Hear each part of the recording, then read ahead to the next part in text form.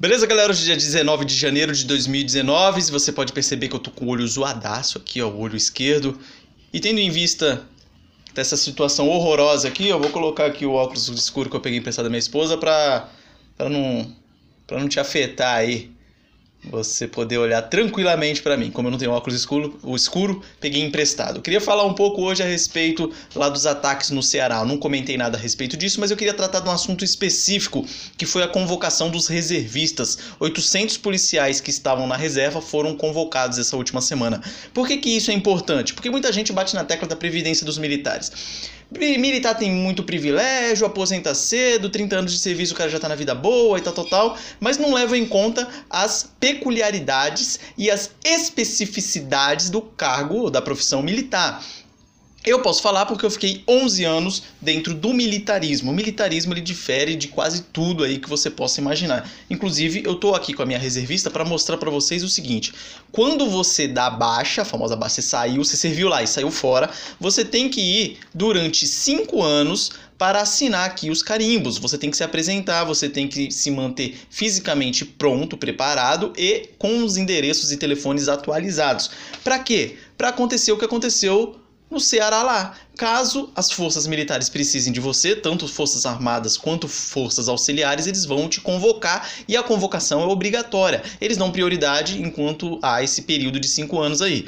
Mas nada impede de, mesmo depois dos 5 anos, dependendo da situação, você também ser convocado. Praticamente até os 45... Praticamente não, segundo a lei, até os 45 anos de idade você pode ser convocado. E muita gente fala que isso não acontece e tudo mais, mas só que você tem que lembrar daquela máxima. Forças armadas, forças militares, é o seguinte, é melhor você tê-las e não precisar usar do que você precisar usar e não tê-las para usar. Então, isso aí é o princípio básico. Então, é melhor você ter lá um pessoal preparado na reserva para caso você precisar, você poder recrutá-los do que você não tê-los.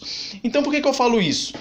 Muita gente bate na tecla da Previdência, da reforma da Previdência. Por que não pegam os militares e tudo mais? Os militares eles têm um desconto de 11,5% todo mês. Então o militar ele desconta sim do seu salário para a aposentadoria futura. Outro fato importante de falar é que os militares, se você comparar com outras profissões por aí, principalmente cargos públicos, a remuneração dos militares sempre está muito abaixo. Percebam aí um concurso para a Polícia Militar aqui em São Paulo, por exemplo, que vai pagar lá um salário inicial de R$2.000. Você compara, por exemplo, com um cargo de escrevente técnico judiciário do Tribunal de Justiça de São Paulo, que o salário inicial vai ser de R$4.000. Então você faz essa proporção, o cara vai ficar lá 30 anos, ele vai proporcionalmente receber um salário menor. Até os altos cargos militares comparados com outros altos cargos, por exemplo, cargos da magistratura, Ministério Público e Defensoria, você vê a defasagem e a diferença gigante entre os salários. Mais um dado importante que eu anotei aqui. Como eu estou sem meu óculos de grau, não estou enxergando muito bem, mas vamos lá. Um trabalhador comum, ele vai trabalhar ali as suas 40 horas semanais em regra. Essas 44 horas semanais trabalhadas, por mês, ele vai trabalhar 176 horas no mês. Agora um militar, por exemplo, se ele trabalhar numa escala de 1 por 1, eu já trabalhei nessa escala, eu posso falar, é a famosa 24 por 24, em regra, em ocasiões excepcionais, não é sempre, mas não é incomum ter essa escala.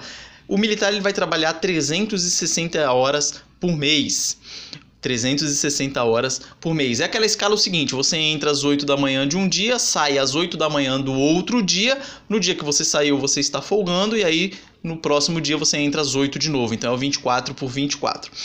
Você também tem uma escala muito comum dentro do militarismo, que é a escala de 24 por 48. Bombeiro faz muito essa escala, pessoal da tropa de choque faz muito essa escala, e pessoal que trabalha no interior, nas polícias e tal, faz muito essa escala. Nessa escala de 24 por 48, o militar ele vai trabalhar 240 horas mensais, ou seja, é aquele esquema assim, ele entra às 8 da manhã, por exemplo, sai às 8 da manhã do outro dia, ele trabalhou 24 horas, e aí ele vai folgar esse dia que ele saiu, vai folgar o próximo, e aí no terceiro dia ele entra de novo às 8 da manhã e vai até o outro dia.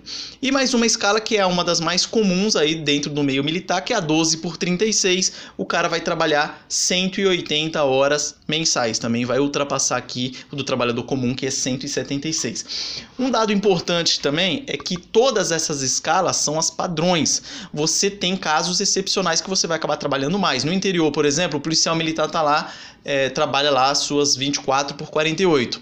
Muitas vezes acontece dele ser escalado em escalas extras na segunda folga. Então ele trabalhou das 8 da manhã até as 8 da manhã do outro dia, folga esse dia, teria que folgar o próximo, mas acaba não folgando, acaba sendo escalado para alguma escala aí de 8 horas, às vezes mais. Por exemplo, quando há rodeio em cidades do interior, Copa São Paulo de futebol júnior que ocorre em cidades do interior aí, precisa de reforço no policiamento, festa do Peão de Barretos, por exemplo. Enfim, alguma excepcionalidade ele vai acabar trabalhando nessa segunda folga dele, e aí no próximo dia ele trabalha normal a escala dele das 8 até as 8 do outro dia. Escala de 12 por 36, acontece escalas extras também no dia de folga. Então ele trabalhou 12 horas num dia, no dia seguinte ele pode ser escalado para alguma outra operação. Lembrando também que você pode, não é incomum essas 12 horas serem ultrapassadas. Se você trabalha, por exemplo, das 6 da manhã às 18 horas, se você pega lá um flagrante, no caso do policial militar, às 17 horas, não é incomum ele ficar 4, 5, 6 horas num flagrante. Então ele vai ultrapassar essas horas e ele não vai ter banco de horas, vamos falar assim. Ele não vai descontar essas folgas e folgar, não. Ele vai abraçar, e forte abraço para ele. Você também tem as especificidades das regiões de fronteira, aqueles locais onde ninguém quer ir, o militar tem que ir. Então, onde ninguém quer ir, a pessoa vai e acaba sendo obrigada a ir lá. Região de fronteira, todo mundo sabe, regiões inóspitas, às vezes não pega nem sinal de celular, não funciona nada, tudo é longe e tudo mais, e lembrando que ele vai ter que levar sua família e tudo mais. Uma escala que eu mesmo passei e eu te falo que o negócio é doído. Navio, trabalhei em navio de guerra da Marinha do Brasil.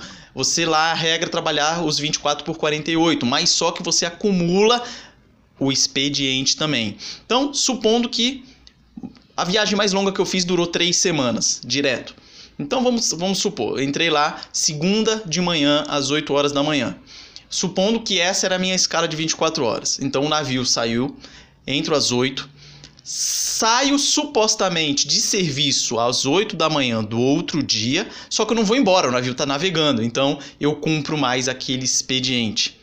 Depois, próximo dia, cumpro o expediente, vai das 8 às 18. Aí no terceiro dia, entro de novo às 8, supostamente saio às 8 do outro dia. E aí vai enquanto durar a viagem. Se essa sua escala de 24 horas cair quando você atracar no porto, que foi o meu caso, o navio parou no porto de Vitória, no Espírito Santo, e a minha escala de 24 por 48 estava rodando, então trabalhei aquela semana inteira, atracamos, trabalhei no sábado, das 8 da manhã até as 8 da manhã de domingo. Aí eu pude sair às 8 da manhã do domingo, fui na praia lá e voltei à noite pro navio, já ia zarpar no linguajar comum aí na segunda-feira. Então você tem essas peculiaridades, essas especificidades que ninguém fala a respeito. Só dá a impressão que o militar entrou lá, vai ficar 30 anos e vai sair com salário integral na boa. Lembrando também que o militar, geralmente, quando ele aposenta, ele é promovido para a próxima graduação. Para quê? Para o salário aumentar? Não, para o salário se manter. Porque se ele vamos supor, cabo, vai aposentar, ele vai perder uma merrequinha lá do salário. O que acontece? Ele é promovido para terceiro sargento, que aí esse aumento do salário para terceiro sargento acaba compensando, então o salário dele fica igual e ele aposenta na integralidade. Lembrando desse detalhe que todo mundo acha impossível.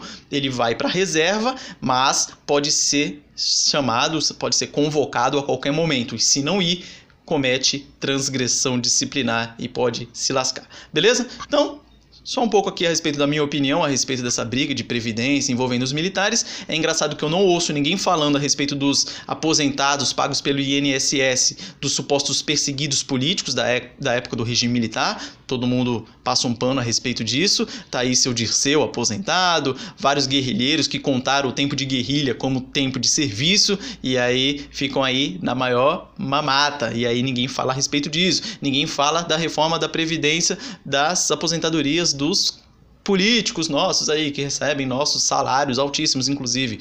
E fica tudo por isso mesmo. Mas tá bom aqui, minha opinião a respeito disso. Forte abraço e até a próxima. Tô parecendo aquele cara do Tropa de Elite, ó. Ó, clão. Stallone Cobra. também.